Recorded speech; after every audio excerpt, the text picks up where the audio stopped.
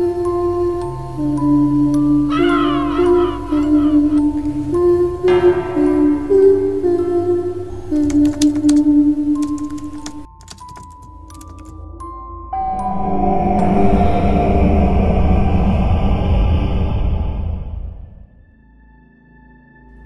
Mystery, isang mapagpalang araw po sa inyo.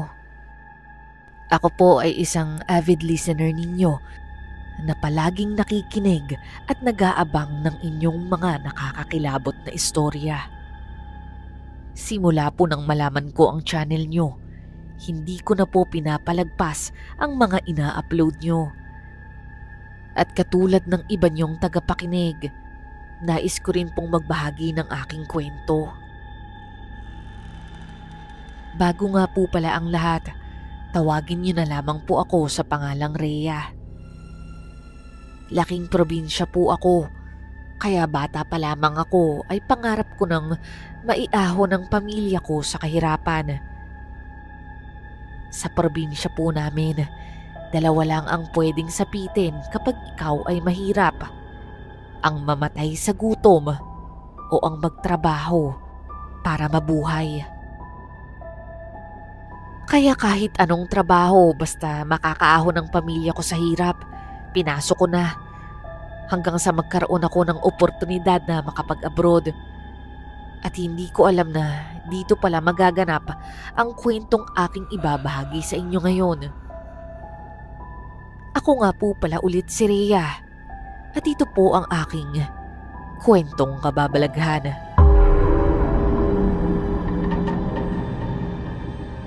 Rhea! Rhea anak!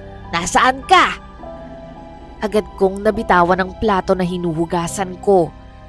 Isang umaga yon nang nagsisisigaw si nanay mula sa labas ng bahay. Nandito po ako, Nay. Naghuhugas ng plato sa labas. Wala po kasi kaming kusina sa loob ng bahay, Mystery. At ganun po talaga ang style ng bahay sa probinsya. Madalas, lalo sa mga katulad namin na mahirap lang. Mag-ayos ka! Bilisan mo anak! Bakit nga po, Nay? Takang-taka ako na nagtanong sa kanya. Nandyan yung kapatid ng kapitbahay nating si Aling Lagring. Oh, ano naman po kung nandyan? Hindi ko naman po kilala yan eh. Galing yun ng Japan at naghahanap ng mga babae na isasama niya para maging Japayuki. Talaga po, Nay? Oo, kaya mag-ayos ka na dyan at baka isa ka sa mapili anak. Naku, sige po, Nay. Magbibihis na po ako agad. Oo, piliin mo ang maganda mong damit anak ha. Baka maunahan ka pa ng mga ibang kapitbahay natin. Pero wala naman silang panama sa ganda mo. Pagkatapos kong magayos ay sinamahan ako ni nanay para puntahan ang kapatid ni Aling Lagring. Nagulat kami sa dami ng tao sa labas ng bahay nila. Yung iba, humihingi ng pasalubong kahit hindi naman kamag-anak.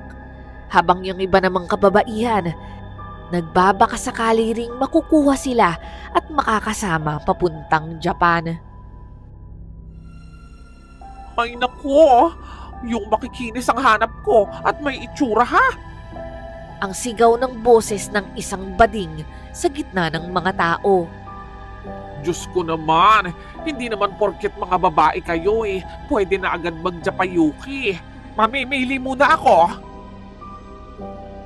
Fast forward po, Mystery, at nakapili na nga po si Mama Ricky ng mga babae sa lugar namin.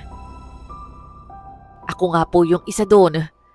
At isa sa kababata at matalik kong kaibigan ang nakuha rin, si Nina. Kaya sobrang saya ko noon, Mystery, dahil may makakasama ako sa pag-ensayo. Isa rin sa mga babaeng pumukaw ng aming atensyon ay si Lenlen. Anak siya ng pamangkin ni Aling Lagring. Sa totoo lang, hindi naman sumalang sa pilian si Lenlen. Sadyang na politika lang o masasabi natin na dahil sa kamag-anak kaya pinagbigyan na makasama. Pero napansin namin siya, Mystery, dahil sa kakaiba niyang kilos at pag-uugali. Siya yung tipong hindi agad nakikipag-usap o nakikisama sa katulad namin. Pansin namin ni Nina na parang mailap siya at paminsan-minsan nagtataray. Nasa 10 ang pinili ni Mama Ricky para mag-ensayo pero walang garantiya na lahat kami ay maisasama. Sa bahay ni Mama Ricky kami tinuturuan, Misteri, kung paano ang tamang pagkilos, pati na rin ang pagsasayaw, pagkanta at pakikitungo sa mga Hapon at yung maaaring gawin ng mga ito sa amin at kung paano kami magre-responde sa kanila. Malilikot daw kasi ang mga kamay ng Hapon lalo na kapag nakakainom, kaya habang maaga ay sinasabi niya na ito sa amin. Habang nasa bahay kami ni Mama Ricky, tinapat niya na kaming lahat. Oh, mga girls, uunahan ko na kayo ha. 2 lang ang maisasama ko sa Japan pag alis ko sa susunod na linggo. Nagulat kami sa inilabas niyang balita. Umaasa kasi kami at ang ibang mga babae na 3 hanggang 5 ang makakasama sana papunta sa Japan. Kung pwede nga lang lahat kami, Misteri, pero alam naman namin na hindi rin ganong kadali iyon. 2 lang kasi ang bakante ngayon. Akala ko nga 3. Pero hayaan nyo, sa susunod na taon, baka magkaroon ulit. Kaya yung maiiwan sa inyo, huwag malungkot. Dahil may pag-asa pa rin kayong makuha. Yun nga lang, matatagalan pa. Ganon po ba? Naku, sayang naman po. Mas maganda po sana kung kami lahat. Oo nga, Madam Ricky. Paano po ba malalaman kung sino yung mapipili papunta sa Japan? Kasi po, nangutang na po yung nanay ko para sa placement fee. Tanong ng kaibigan kong si Nina at mukhang medyo kinakabahan. Bigla namang nagtaas ng kilay at nagsalita ang isa naming kasama na si Lenlen. Yan ang hirap eh. Hindi na muna nagtatanong bago gumawa ng plano. Nagbibilang agad ng sisiw, hindi pa pisa ang itlog. Hindi naman sa ganun yun, Lenlen. Ang buong akala lang kasi talaga namin, lahat tayo makakaalis papuntang Japan. Bakit, Lenlen? Ikaw ba? Hindi ka ba kinakabahan na baka ikaw yung maiwan? Bakit naman ako yung maiiwan? Ako yung kamag-anak ni Mama Ricky. Oo, tama na yan mga girls. Huwag na kayong magtalo-talo dyan. Nagpatuloy ang pag-iensayo namin, Misteri. Araw-gabi, wala kaming tigil. Lahat kami pursigido na kami yung mapili. Hindi lamang si Mama Ricky ang namimili.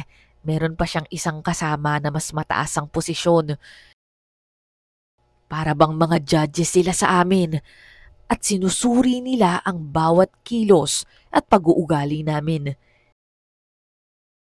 Tinitingnan nila kung sino ang makakatagal at makapagpapakita ng pinakamalaking hangarin na makapunta sa Japan. Isang hapon, magpapahinga na kami patapos ang isang mahabang oras ng pag-ensayo. Naglalakad ako para kumuha ng inumin nang biglang iharang ni Lenlen ang kanyang mga binti para madapa ako.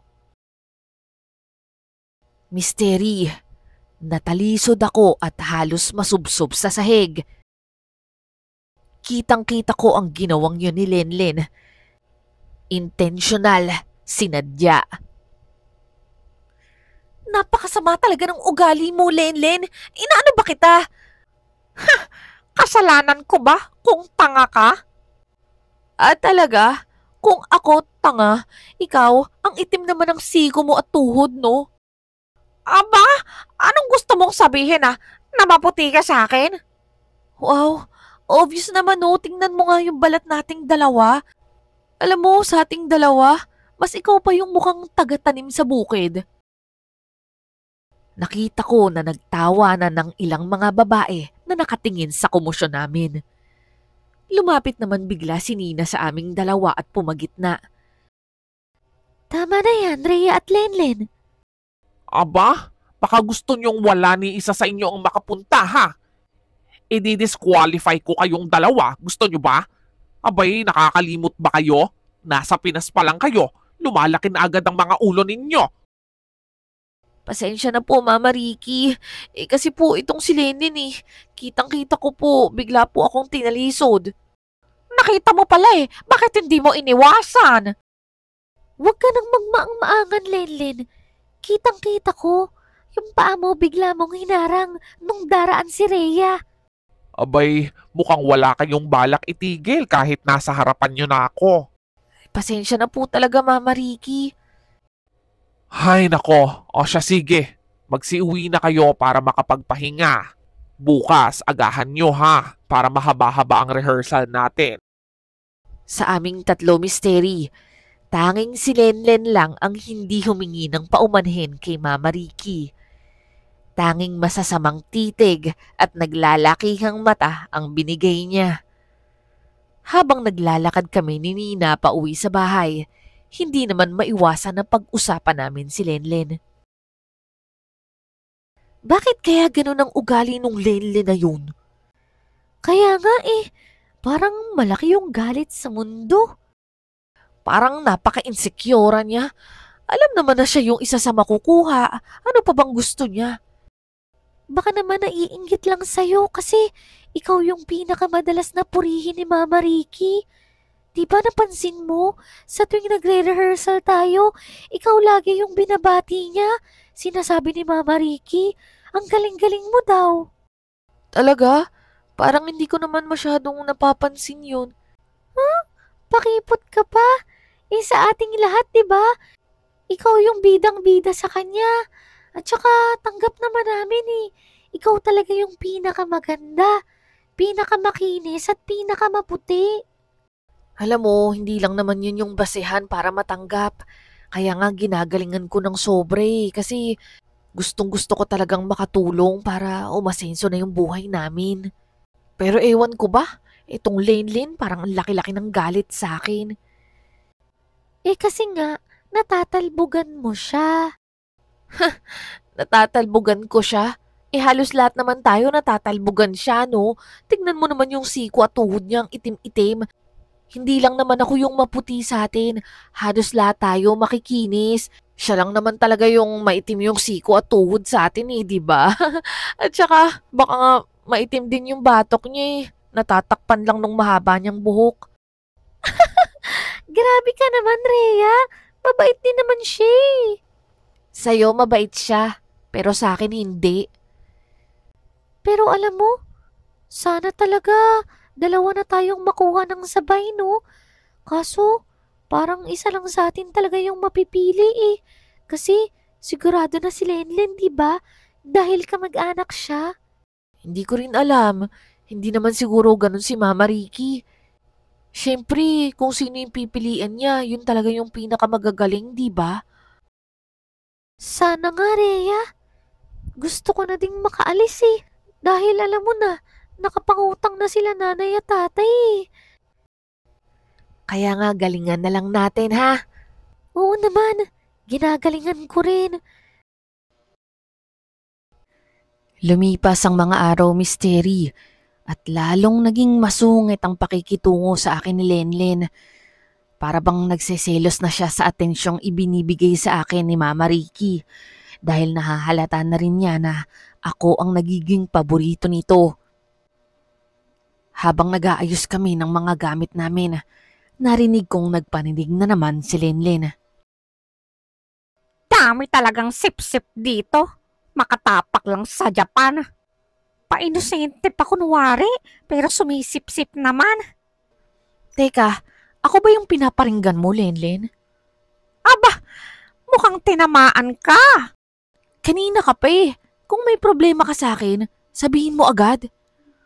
Oo, may problema ako sa'yo. Napakapabida mo kasi at sip-sip ka. Kung ako lang ang masusunod, eto na lang si Nina ang gusto kong makasabay umalis at hindi ikaw. Ang sama talaga ng ugali mo, no? At saka, paano mo naman nasabi na ikaw yung mapapadala sa Japan? Narinig ni Mama Ricky ang pagtatalo namin, kaya umawat na siya. Oy, ano ba yan ha? Nag-aaway na naman ba kayo? Wala po, Mama Ricky. Pasensya na po. Si Lenlen po kasi, Mama Ricky eh. Panayang parinig dito kay Rhea. Anong ako? Sinasabi mo dyan, Nina? Puro ako na lang? Wala akong pakialam kung sino ang nagsimula ng away. Basta tama na yan, sinasabi ko sa inyo. 3 araw mula ngayon, sasabihin ko na kung sino sa inyo ang makakasama sa akin para maasikaso nyo na rin ang mga passport ninyo. Misteri, naging maaga ang paghihintay namin at malalaman na namin kung sino ang makakasama kay Mama Ricky sa Japan.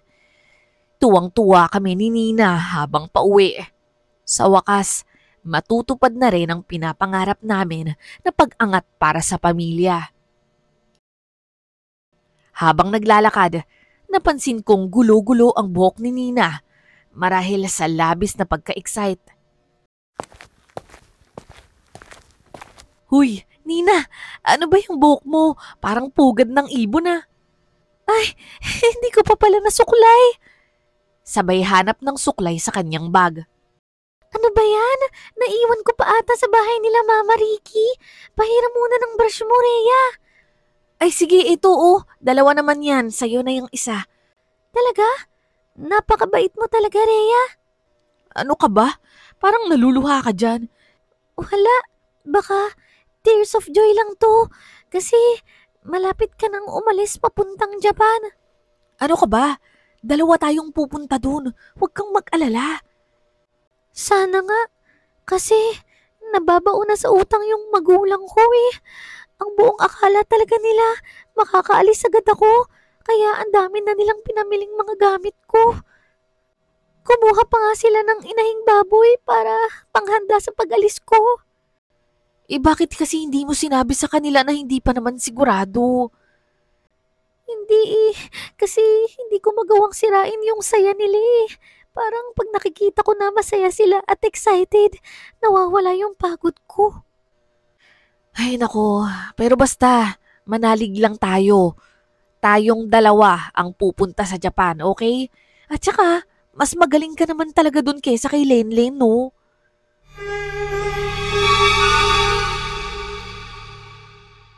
Kinabukasan, habang nagre-rehearsal kami, bigla na lang akong nakaramdam ng pagkahilo.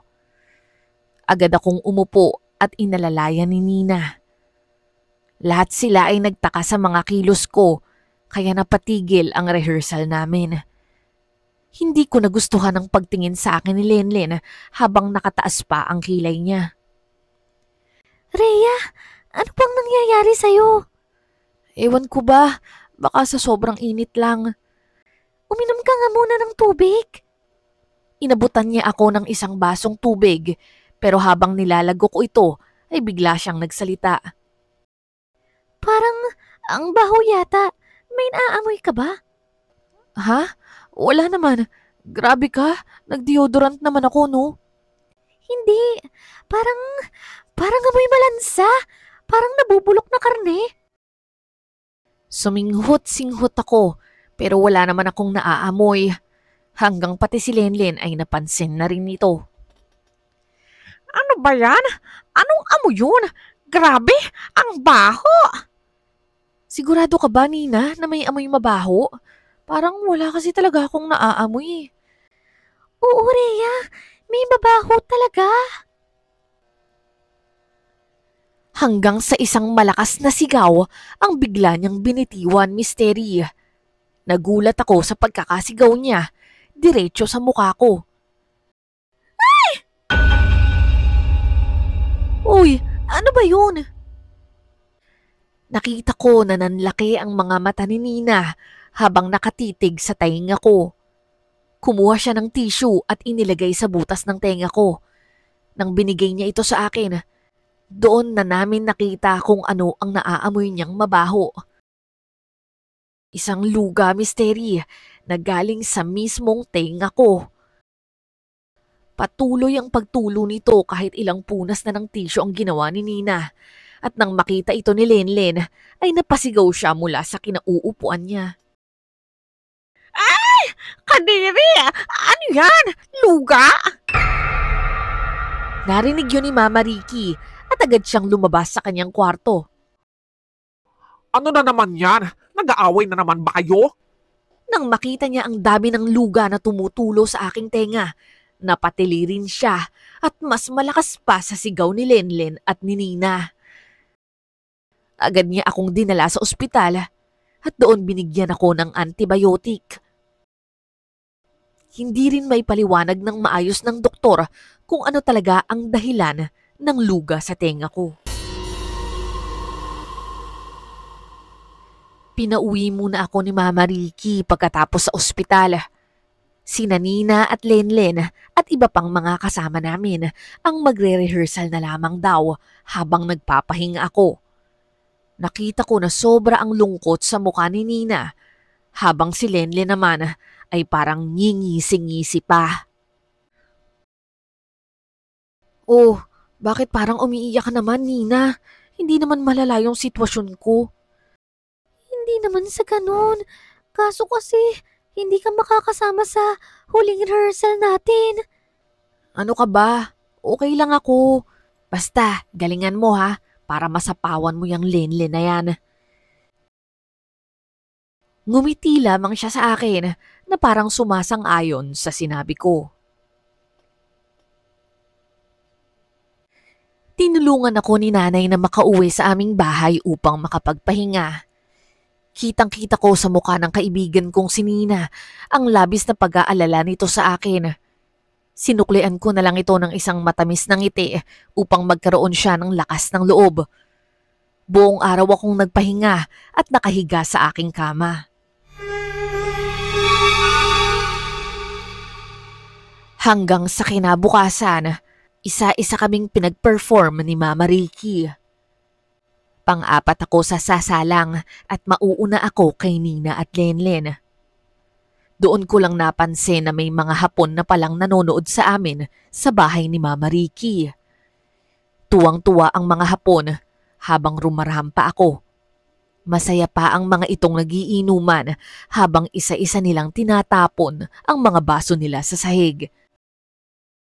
Nagagalit ang mga ito sa tuwing titigil ako sa pagsasayaw hanggang sa napuno na ang sahig ng mga bubog ng baso. Ramdam ko ang pagtusok ng mga ito sa paa ko, ngunit patuloy lang ako sa pagsayaw kahit nasasakta na at dugo na ng dugo ang mga talampakan ko. Hanggang sa napasigaw na lang ako sa sobrang sakit, Misteri, at doon nagising ako sa pag-iisip. Pero hindi dahil sa hindi totoo ang nararamdaman ko. Totoo ngang panaginip ang lahat ng nangyari. Pero yung sakit sa talampakan ko, Misteri, totoo. Nagising akong dumudugo ang paa ko at isa-isang nagtutuklap ang mga kuko ko sa daliri ng paa. Sa sobrang lakas ng pagsigaw ko ay narinig ito ni nanay at tatay. Kahit sila man ay nagulat at napaiyak sa nangyayari sa akin. Agad akong binuhat ni tatay at dinala ulit sa ospital, Misteri. Nawalan na ako ng malay at hindi ko na natandaan pa ang mga sumunod na pangyayari. Nang magising na lang ako, katabi ko si Mama Ricky at si Nina sa ospital. Iyak nang iyak si Nina sa akin habang si Mama Ricky ay awang-awa naman sa kalagayan ko. Ano bang nangyayari sa'yo, bata ka? Hindi ko nga din po alam, Mama Ricky. Rhea, magpagaling ka ha. Pangako mo. Gustuin ko man, Nina, pero bago ko matapos ang sasabihin ko, ay sumakit ng sobra ang tiyan ko. Ngayon lamang ako nakaramdam ng ganoong klasing sakit sa tanan ng buhay ko. Agad na tumawag ng doktor si Mama Ricky at si nanay. Pagdating ng mga ito, sinabing kailangan kong pumunta ng banyo dahil sa sakit ng nararamdaman ko. Sinamahan ako ni nanay sa banyo at pagkaupo pa lang ay naglabas agad ako ng malaputik na dumi at sobrang baho pa nito. Hindi makapaniwala si nanay sa nangyari sa akin, kaya tanging iyak na lamang po ang nagawa niya. Nang makalabas ako sa banyo, ay nagpaalam na sa akin si Mama Ricky at si Nina. Salamat po sa pagdalaw niyo sa akin, Nina, Mama Ricky. Wala yun, Rhea. Pero nakakalungkot man sabihin. Mukhang sa kalagayan mo, malayo nang makasama ka pa sa amin sa Japan. Alam ko naman po yun, Mama Ricky. Ang gusto ko lang naman po sa ngayon, gumaling lang ako. Sayang lang at unang-una ka sa lista ng mga isasama ko. Siguro po, excited na po si Lenlen, ano? Ano ka ba? Hindi kasama si Lenlen sa dadaling ko sa Japan, ano? Kamag-anak ko lang yun. Pero trabaho ang pinag-uusapan natin dito. Binigyan ko lamang siya ng pagkakataon. Pero dahil sa ganyan ang nangyari sa Rhea, baka mapilitan na nga akong si Lenlen na lang ang isama. Nakita ko naman na parang nadismaya ang itsura ni Nina dahil sa hindi siya kabilang sa mga makakasama. Kaya't nagsimula na itong magpaalam at mauuna na daw umuwi. Sige, Mama Ricky. Rhea, mauna na akong umuwi sa inyo, ha? Hinihintay na kasi ko nila nanay at tatay. Oo, sige. Mauna ka na at dumidilim na. Maraming salamat ulit, Nina. Matapos umalis ni Nina, ay ilang minuto pa kaming nag-usap ni Mama Ricky bago ito tuluyang umalis na rin. At sa pag-alis nila, dito ako napaiyak at hindi makapaniwala. Bakit sa ganito humantong ang aking munting pangarap?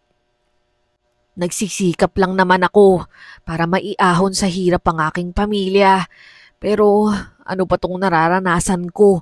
Parang bigla na lamang akong minalas.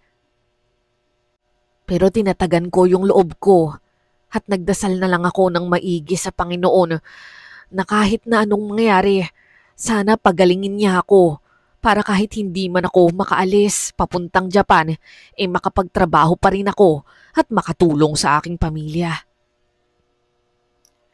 Kinabukasan, tumawag sa akin si Nina at humahagulgol sa telepono. Hello? Nina? O bakit? Ano bang nangyayari sa'yo? Rhea, kinausap ako ni Mama Ricky. Kasama na daw ako dun sa pupunta sa Japan. Naku, napakasaya ko para sa'yo. Matutupad na yung pangarap mong matulungan yung pamilya mo, Nina. Oo nga eh. Gusto ko talaga. Ikaw yung kasama. Kaya patawad, Rhea. Sana mapatawad mo ko kung ako lang yung aalis. Ano ka ba? Okay lang yun. Kung hindi dahil sa sakit ko, sana tayong dalawa pero wala namang may gusto nun. Matapos maibaba ang telepono, ay labis akong maligaya para sa kaibigan ko. Bagamat nakakaramdam ako ng panghihinayang, pero sa ngayon, mas nangingibabaw yung saya ko dahil kahit papano, isa sa amin ay may matutupad na pangarap. Pero misteri, matapos nun ay lalong lumala ang kalagayan ko. Kahit anong gamot ang inumin ko, hindi ako gumagaling. Isang beses, dumalaw sa akin ang kaibigan ni nanay na si Aling Pasita. Pagpasok pa lamang niya, ay nakita kong nagdilim ang kanyang muka. Ay Pasita, pasok ka! Salamat pala sa pagdalaw sa anak ko. Kayo pala, Aling Pasita. Salamat po at napadaan kayo. Iha, kamusta ka? Ito ho, walang pagbabago. Ang totoo po niyan, mas lalo akong nanghihina. Hinawakan ni Aling Pasita ang palad ko at tinitigan ako sa aking mga mata. Matapos nun, ay lumingon siya kay nanay. Mabuti pa at iuwi mo na ang anak mo. Hindi rito sa ospital ang makakatulong sa kanya. Ano ka mo? Anong ibig mong sabihin? Dalhin natin siya sa pinsan kong albularyo. Malamang yun ang kailangan niya.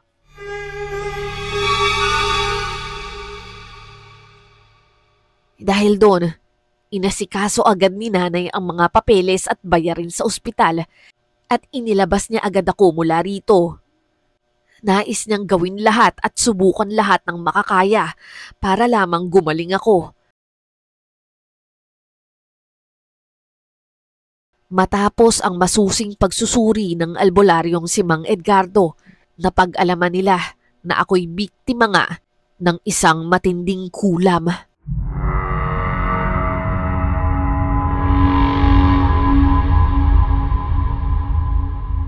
Isang uri ng masamang mahika na may layuning pahirapan ako, pero hindi raw para kitilin ang buhay ko.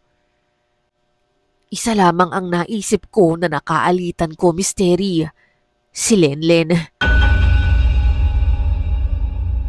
Iminungkahi ni Mang Edgardo na ang tanging paraan upang maibsan ang aking paghihirap ay ang pagsasagawa ng isang ritual ng orasyon upang ibalik ang kulam sa pinagmulan nito.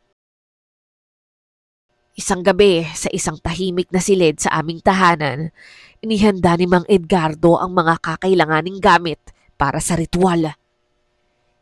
Isang puting kandila, maliit na papel at lapis, banal na tubig at pulang tela.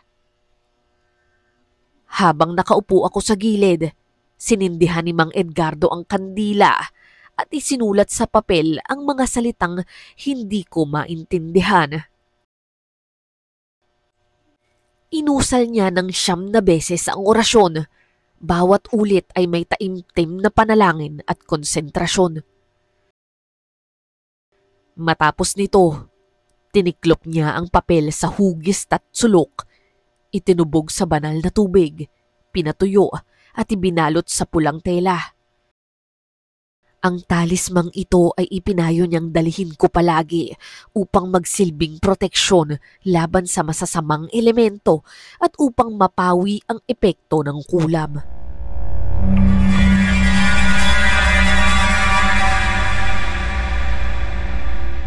Sa mga sumunod na araw, unti-unti kong naramdaman ang paggaan ng aking pakiramdam. Ang mga kirot at pasakit na dati araw-araw kong dinaranas ay unti-unting naglalaho. Ang mga nananariwang sugat ay unti-unti nang nanunuyo at nagpepeklat na lang. Sa wakas, nakakita ako ng liwanag mula sa napakadilim kong karanasang yon, Misteri. Nagkaroon ako ng pag-asa na magiging maayos ulit ang lahat. Makalipas ang ilang araw mula nang gawin ni Mang Edgardo ang orasyon at isinagawang balikulam, unti-unti kong naramdaman ang pagbuti ng aking kalagayan. Pero isang gabi, habang kami ni nanay ay naghahapunan, biglang may kumalabog sa pintuan ng bahay. Pagbukas ni nanay, bumungad sa amin si Nina at halos hindi na siya makilala. Ang dating maamo at maayos niyang itsura ay napalitan ng pamumutla. Marami ring sugat at galos ang kanyang mga braso at binti at tila iika-ika siyang maglakad. Nang makita niya ako, nanlisik ang kanyang mga mata at halos magwala sa galit. Ano? Masaya ka na? Parehas tayong bigo na makaalis papuntang Japan. Yan ba ang gusto mong mangyari, Rhea? Nina, anong nangyari sa'yo? Anong nangyari sa akin? Huwag kang magkaila. Ikaw ang gumawa sa akin ito. Hindi ko alam yung sinasabi mo, Nina. Hindi ko magagawang gawan ka ng masama. Huwag ka nang magmaang-maangan pa. Alam mo na. Bumalik sa akin ang ginawa ko sa'yo. Sinong nagsumbong sa'yo, ha? Sinong nagsumbong sa albularyo na ako yung gumawa? Alam mo na mas kailangan ko yung trabahong yun, Rhea.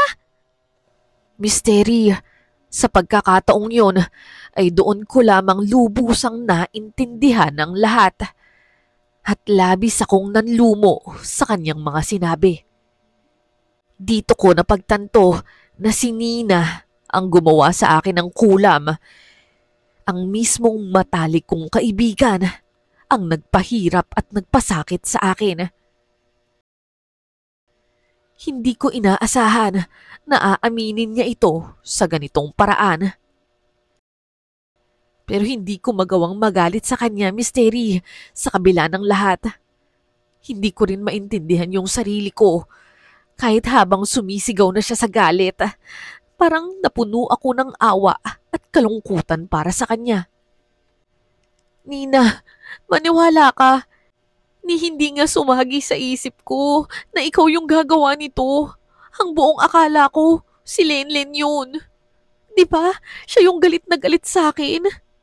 Di ba? Ang pangarap natin, tayong dalawa yung aalis. Sabay tayo, di ba?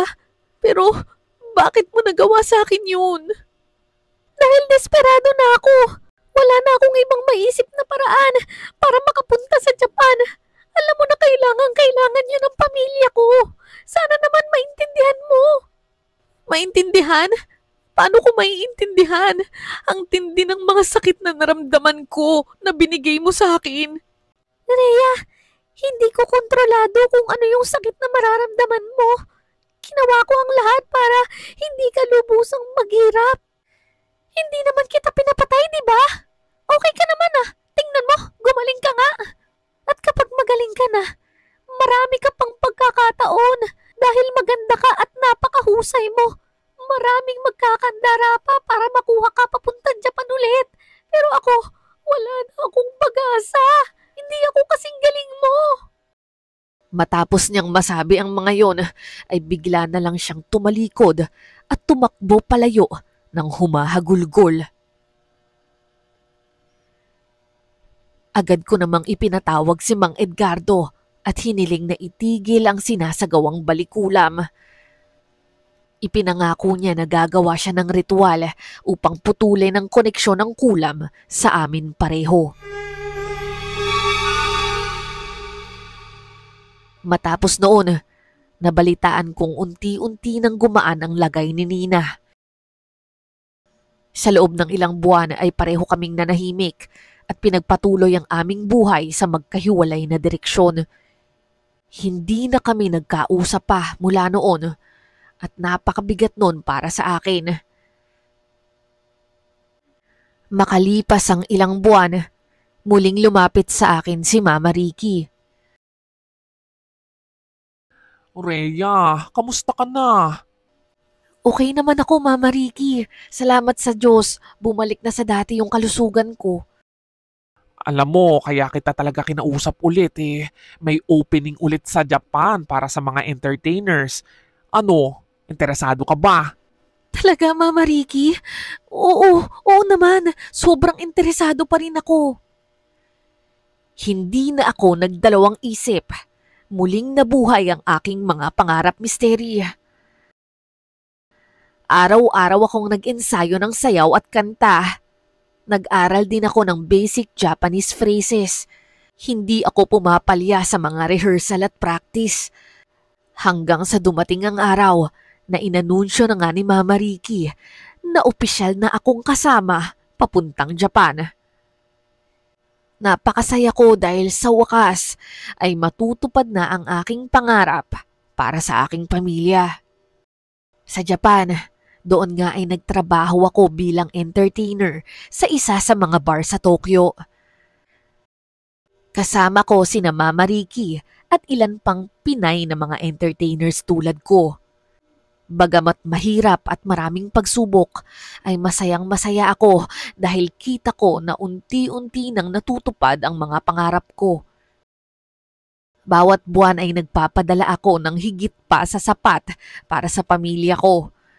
Dahil nga doon, nakaipon din ako at nagsisimula ng magpagawa ng bahay para kila nanay at tatay.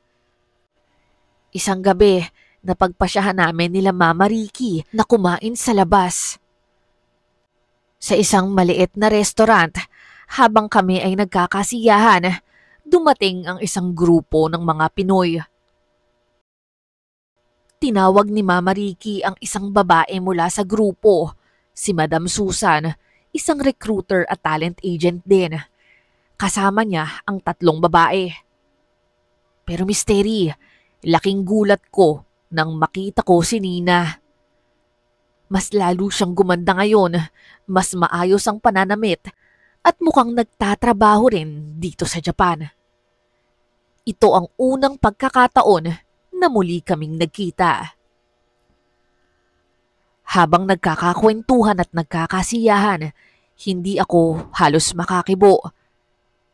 Hindi ko nga pala binanggit kay Mama Ricky ang nangyaring away sa amin ni Nina, pati ang pagkulam niya sa akin. Minabuti kong sarilinin na lang yun. Hoy Nina, mabuti na lang at natuloy ka pa rin dito sa Japan. Bruha ka, akala ko huling pagkakataon mo na yon. Mabuti naman at ginalingan mo na. Nakita kong nagtaka ang mukha ni Nina. Gusto ko sanang pigilan si Mama Ricky sa mga sinabi niya, pero wala akong magawa. Oo nga po, Mama Ricky. Mabuti at natuloy na rin ako. Magdadalawang buwan na po ako dito sa Japan. Alam mo, tatapatin kita. Total naman, matagal na yon. Noon hindi naman talaga ikaw ang gusto ko para makasama nung magkasakit itong si Rhea. Pero nasa ospital kami, nakiusap ito na ikaw na lang daw ang kunin. Dahil maawain ako, kaya pinagbigyan ko na tong kaibigan mo. Kaso naman, masyado mo namang idol. Ginaya mo at nagkasakit ka rin, hindi tuloy kayo na tuloy parehas. Pero hayaan mo na. Hilaw ka pa kasi noon, pero ngayon, tingnan mo naman, mukhang hinog na hinog ka na, kaya I'm so proud of you, Iha. Habang abala ang lahat sa halakhakan at kwentuhan, napansin kong tila nagbago ang itsura ni Nina. Nakatingin siya sa akin, pero hindi nagalit ang nakikita ko sa kanyang mga mata, kundi lungkot at pagkagulat. Hindi siya nagsasalita, pero sa tingin pa lang niya, alam kong naramdaman niya ang bigat ng mga salitang binitiwan ni Mama Ricky. Alam niyang totoo yun dahil alam niya kung gaano ko siya kamahal bilang isang kaibigan. Napansin ko rin ang paminsan-minsang pagpahid niya ng luha sa kanyang mata. Kunwari ay napupuwing o iniiwasan ng ilaw. Hindi ko man lubos na maintindihan kung bakit niya nagawa sa akin yun, pero alam kong hindi siya masamang tao. Pagkatapos ng ilang minuto, nagpaalam ako na pupunta sa banyo. Habang naghuhugas ako ng kamay, biglang bumukas ang pinto. Paglingon ko, si Nina. Tahimik siyang lumapit sa akin. Kita ko sa mukha niya ang hirap at pagsisisi. Lumapit siya sa gilid ng lababo. Saka nagsalita. Mahinahon pero gumagaral-gal ang boses. Rhea, patawarin mo ko. Kung inaakala mo na masaya ako sa ginawa ko sa'yo, nagkakamali ka. Hindi ako pinatahimik ng konsensya ko simula ng araw na yun. At ngayon nalaman ko na ikaw pala ang nagmakaawa para makasama ako noon. Hindi ko alam kung paano ko hihingi ng tawad sa'yo. Nina, matagal na yun. Pinilit ko na ngang kalimutan yun eh. Alam kong hindi ko na mababalik yung dati nating samahan. Pero gusto ko lang malaman mo na nagsisisi ako. Kahit bago ko pa malaman yung katotohanan. Ng mga nakaraang buwan, gustong-gusto na kitang kausapin. Pero dinadaig ako ng kahihiyan. Kahit ako sa sarili ko, hindi ko rin lubos maisip kung bakit nagawa ko yun sa'yo. Patawad, Rhea.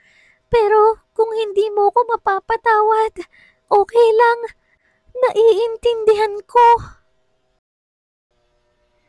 Nagkatitigan kami saglit.